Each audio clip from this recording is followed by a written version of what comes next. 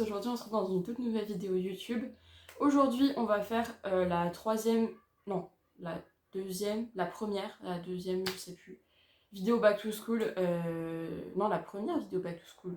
La première vidéo back to school de cette série back to school tout simplement 2022. Aujourd'hui je vais vous parler de comment bien s'organiser pour réussir son année scolaire ou même son année de travail. En fait ça peut marcher aussi, que vous soyez au collège, au lycée ou même à la fac. Bon, je ne suis peut-être pas la meilleure personne pour donner des conseils pour travailler à la fac étant donné que je suis qu'au lycée, mais voilà, je voulais vous faire cette vidéo parce que c'est vrai que c'est difficile quand même de s'organiser et d'avoir des bons trucs pour s'organiser. Donc du coup c'est parti. Du coup le premier c'est de se mettre au travail assez rapidement, tout simplement parce que vous allez voir que pour ceux qui rentrent au lycée, très vite on va vous donner du travail à faire et très vite il va falloir donner quoi. Surtout avant les fins de trimestre, parce que là ils bombardent, hein. Les profs ils ont pas d'âme et de cœur et donc du coup ils bombardent et puis tu te retrouves avec plein de notes d'un seul coup. Donc se mettre au travail rapidement, c'est en fait tout simplement quand vous rentrez chez vous le soir et que vous voyez que pour la première semaine vous avez déjà, 3 exercices à faire, les faire tout de suite et pas attendre la veille au soir pour les faire. C'est se mettre au travail rapidement et aussi ne pas attendre que le prof vous dise de vous mettre au travail avant de vous mettre au travail. Mettez-vous, par exemple, votre prof vous donne un exercice, bim, direct, vous êtes en train d'écrire les noms d'exercices et de faire l'exercice pour éviter tout simplement déjà de se faire remarquer, c'est déjà pas ouf. Et puis aussi éviter de se prendre des remarques au conseil de classe et tout ça. Donc voilà. Le deuxième conseil, c'est grappiller du temps. Alors, qu'est-ce que j'appelle par grappiller du temps? En fait, grappiller du temps, c'est tout simplement être malin. C'est juste ça, être malin, malin, maligne. C'est en fait, par exemple, je sais pas, vous avez 1 heure de perm, vous êtes au collège, au lycée, vous savez pas quoi faire, mais vous avez un contrôle à réviser dans 2 semaines. Vous commencez à faire votre fiche de révision, commencez à réviser, commencez à relire votre cours, etc. Pareil, vous êtes au CDI, vous savez pas quoi faire, vous avez pas envie de lire, vous avez pas envie d'être... voilà. Vous prenez une feuille, un stylo, et vous essayez de voir ce que vous avez appris, ou ce que vous connaissez de votre cours, du cours d'après. Si vous avez des exercices à faire, mais que c'est pour la semaine d'après, faites-les en perm. C'est ça en fait, grappiller du temps. Déjà, ça vous fait gagner du temps, du coup, chez vous, parce que vous avez moins de choses à faire. Ça vous permet de faire des activités que vous aimiez faire aussi, du coup, chez vous, au lieu de faire vos devoirs. Et ça vous permet de vous occuper et de ne pas voir le temps passer. Et en fait, moi, j'ai découvert ça en seconde, et vraiment, moi, j'étais la reine de ça, vraiment, vu que j'avais des trous partout dans mon emploi du temps à cause de l'option musique, du coup, à chaque fois j'avais des trous, bim, je m'occupais, et j'arrivais à avancer dans ces... Voilà, c'est ça, grappiller du temps, et en fait, c'est surtout être malin et être maligne, quoi. Pour le troisième, c'est de vous organiser. Alors, c'est bien beau de dire organiser,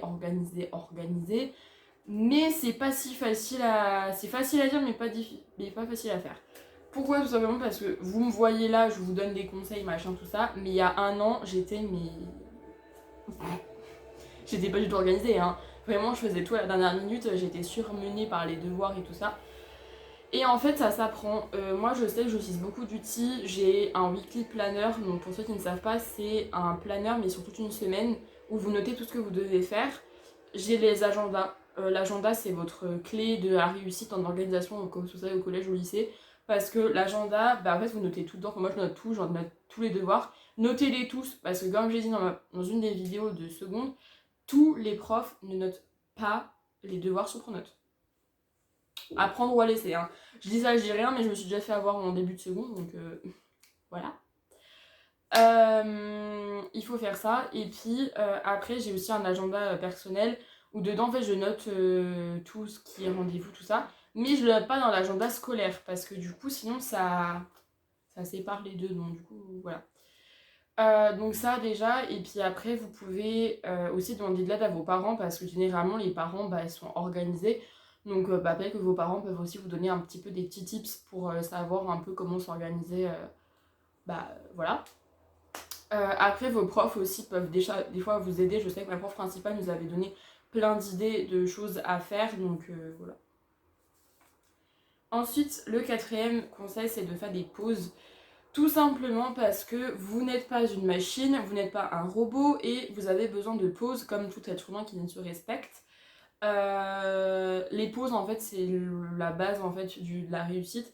Moi, je sais que je fais la méthode Pomodoro, je travaille. Enfin, la méthode Pomodoro, c'est la méthode. Voilà.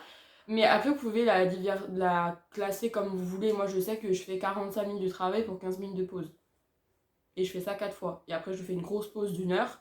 Et après, voilà.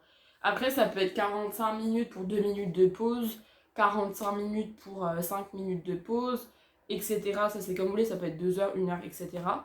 Pour vous aider à vous mettre en place cette méthode Pomodoro, vous pouvez vous aider de vidéos qui existent sur YouTube où vous tapez, je crois que ça s'appelle StudiVlog ou un truc comme ça. C'est pas vraiment StudiVlog, mais en fait, il y a plein de vidéos, vous mettez travailler, méthode Pomodoro, même travailler Pomodoro sur YouTube et vous avez trouvé plein de vidéos qui le font et du coup, vous pouvez mettre la vidéo en fond et travailler avec du coup cette vidéo. Donc voilà, ça c'est très important.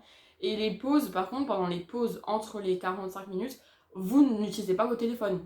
Qu'on soit d'accord, vous pouvez boire, aller aux toilettes, manger, faire du coloriage, lire un livre, etc. Mais vous n'utilisez pas votre téléphone, c'est le but en fait, c'est pour pas être distrait. Parce que sinon vous allez aller sur TikTok, vous allez passer 1 heure sur TikTok, hein, littéralement. Ça m'est déjà arrivé. Donc voilà, mais vous utilisez vos téléphones après la période de travail. Voilà. Ensuite, le cinquième conseil, c'est ne révise pas à la dernière minute, tout simplement parce que c'est pas bien pour votre organisme, c'est pas bien pour le stress. C'est pas bien parce que vous allez risquer de vous choper une mauvaise note, donc ne révisez vraiment pas à la dernière minute. Je sais que c'est difficile de faire ça parce que des fois, bah, il suffit juste qu'on a loupé le contrôle, qu'on ne se souvient plus qu'il y en ait un, et puis bah, on se retrouve la veille au soir à 22h30, on n'a toujours pas révisé. On fait une nuit blanche, le lendemain matin, on a des cernes sous les yeux, et puis bah voilà, on sait même plus comment on s'appelle tellement qu'on n'a pas dormi. Donc évitez ça parce que vraiment c'est pas bon pour votre organisme de réviser à la dernière minute. Et moi déjà j'aime pas réviser à la dernière minute parce que j'aime pas la pression. Donc c'est vite vu. Mais je sais qu'après il y en a qui peuvent très bien travailler dans la dernière minute. Mais je sais pas comment ils font. Moi je peux pas faire ça. C'est pas possible. Je peux pas. Évitez ça. Et c'est pour ça qu'en fait il faut s'organiser. Parce que quand vous vous organisez, vous ne révisez pas à la dernière minute. Mais après, bon, malheureusement, des fois ça arrive, hein, ça a déjà arrivé à tout le monde, je pense, de réviser un peu en stress. Donc voilà.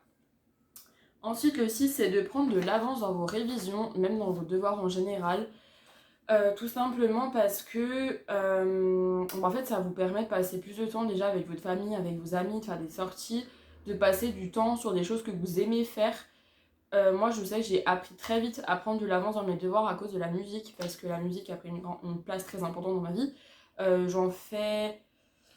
J'ai 45 minutes de cours par semaine, plus les 4 heures de répétition hebdomadaire dans mes 2 harmonies respectives. Donc, du coup, ça me fait quasiment 4h45 de musique par semaine, sans compter la musique que je fais à la maison pour ma pratique personnelle, pour voilà, on est quasiment à 6 heures par semaine de musique, quoi. Donc, quasiment une journée de cours. Hein. Donc, c'est-à-dire que bah, moi, je suis obligée de prendre de l'avance parce que sinon, j'ai jamais le temps. Je peux pas aller en répétition, je peux pas faire de la musique, je peux pas faire mes cours. Donc, j'ai très vite appris à prendre de l'avance et j'en prends de l'avance depuis la sixième. Hein. Donc, voilà. Et c'est hyper important et vraiment, c'est le B à bas pour réussir son année. C'est vraiment prendre de l'avance. Quand vous pouvez en prendre, bah, prenez parce que comme ça, au moins, vous êtes tranquille, c'est fait. Et comme ça, le soir, vous rentrez, vous avez rien à faire, vous avez juste à mettre les doigts de pied en éventail et puis voilà. Ensuite, le 7, c'est de profiter de sa famille. Parce que bien évidemment, même si on bosse et même si on veut réussir son année, la moindre des choses, c'est quand même de passer des moments en famille, avec vos amis, etc. Vraiment, ne gaspillez pas non plus tous ces petits moments-là, parce que ces moments-là sont rares et précieux. Quand vous allez grandir, bah, vous allez voir que bah, petit à petit, vous allez forcément vous éloigner de votre famille parce que vous allez faire des études, vous allez peut-être fonder une famille, etc. Donc vous allez voir que bah, ces petits moments-là, bah, ça se fait de plus en plus rare. C'est hyper important, faites des sorties en famille, profitez de votre famille. Ça peut tout simplement en fait regarder la télé avec votre famille, mais c'est juste ça en fait, mais c'est tellement bien. Ou je sais pas, faites une petite discussion, un jeu de société, enfin bref. Des choses qui vous passionnent avec votre famille et vous verrez que ça passera ça vous fera du bien en fait, tout simplement. Ensuite, le dernier, 8e et dernier conseil, c'est de se coucher tôt. Alors c'est un conseil qui paraît mais alors totalement bête, mais en fait ça n'est absolument pas. C'est la porte qui vient de claquer, vous inquiétez pas. Se coucher tôt, en fait ça vous permet d'apprendre. Ça travaille la mémoire à long terme, si je dis pas de bêtises.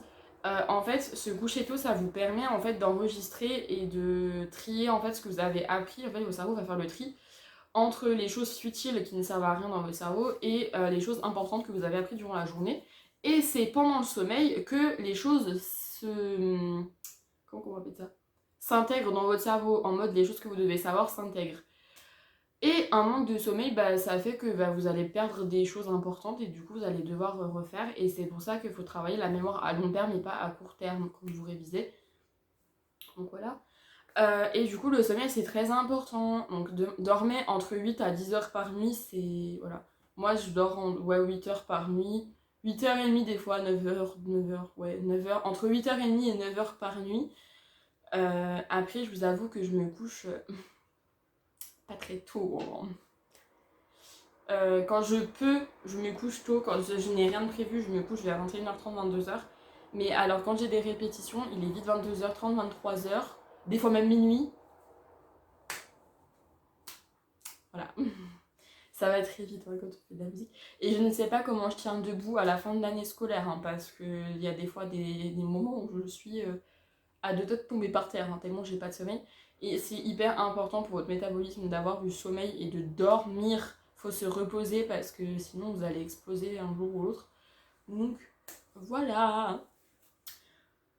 Je vous dis à la semaine prochaine pour une nouvelle vidéo YouTube. En attendant, je vous fais de gros bisous. Ciao!